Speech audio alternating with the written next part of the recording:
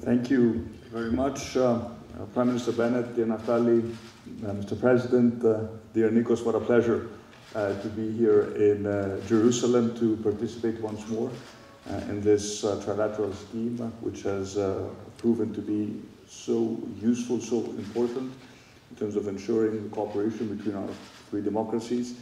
It's been a steadfast promoter of regional peace, prosperity, and security. And we will have the opportunity again today to touch upon various topics of common interest. Of course, we enjoy, Mr. Prime Minister, fraternal relations with Cyprus, but I also need to point out that our relations with Israel have never really been better, and the project of the International Flight Training Center in Kalamata is a result, and I think a testament of this durable strategic partnership that we have managed to forge over the past few years. Now, we'll be able to discuss recent developments regarding COVID. We're all aware that this pandemic is not over yet.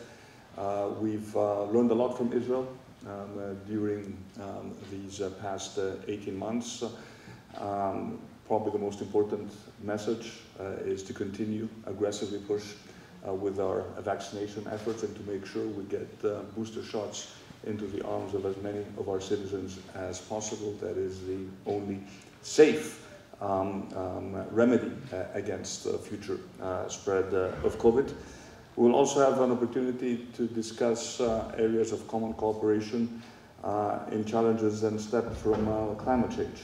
You did mention the area of civil protection, which is particularly important to us, and indeed we have the ability to much better coordinate our responses when it comes to addressing natural disasters such as wildfires. I would like again to thank both your countries for supporting Greece during the horrible wildfires that we faced last summer, but it is clear that these challenges affect the Eastern Mediterranean as a whole, and that better coordination amongst our countries between Israel and the EU as a whole is going to be beneficial for all our people. And of course, we'll have the opportunity to also discuss the outcomes of COP26, how we move our countries at a fast pace towards decarbonization.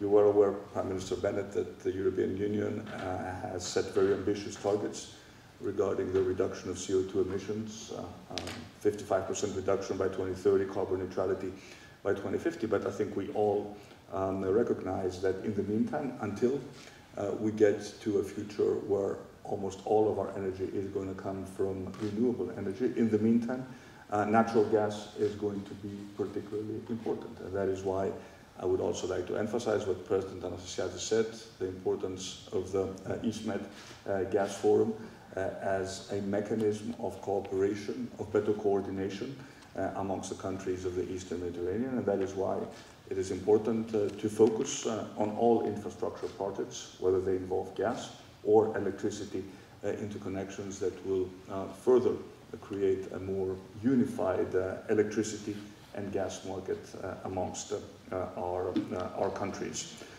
Of course, we will also have an opportunity to discuss regional challenges, and President Anastasiadis mentioned the very unfortunate events that have taken place in Cyprus over the past months, the unacceptable provocations when it comes to Varosha, but also this Turkish change of approach vis-à-vis the resolution of the Cyprus problem. I would like to reiterate once more that the only viable solution to the Cyprus problem is one that fully respects all the decisions taken by the Security Council. And our position is very clear. There can be no solution without the abolition of the anachronistic system of guarantees and rights of third parties to intervene in Cypriot affairs, and of course no solution without the complete withdrawal of the Turkish occupation troops from the island. Unfortunately, what we see from Turkey is a continued intransigence and unacceptable aggression, both on land and in the maritime zones of Cyprus, and of course the plans for the settlement in the fenced-off city of Varosha will, if continued, condemn any attempt for a mutually acceptable solution. Let me bring my remarks to a close by mentioning again how many different areas of cooperation we have that we will have an opportunity to further explore. We will also touch upon the economic recovery post-COVID. All our economies are poised to recover at a very fast pace this year, and the opportunities for further economic cooperation are significant. We already, dear Naftali, see significant Israeli investments in Greece, and of course we are looking forward to welcome even more Israeli tourists, and I'm happy that we can reach agreements regarding the mutual acceptance of vaccine certificates based on the specific requirements that each country sets in terms of classifying someone as being fully vaccinated. And finally, let me also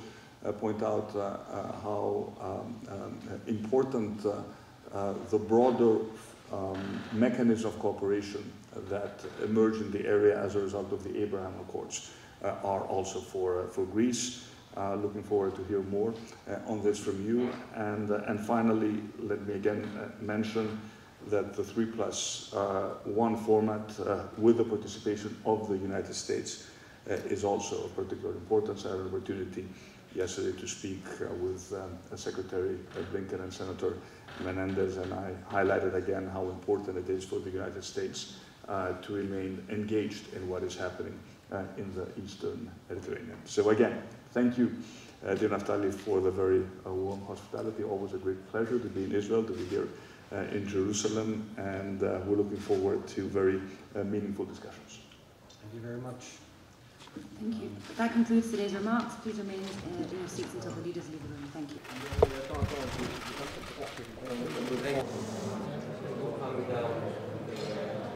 I want to do a national. Life was good. They found the amazing central command for war, deep underground, whatever. And we spent about. Cheers. Cheers. Cheers. If it evades the vaccination, then the existing strategy collapses. Does that mean?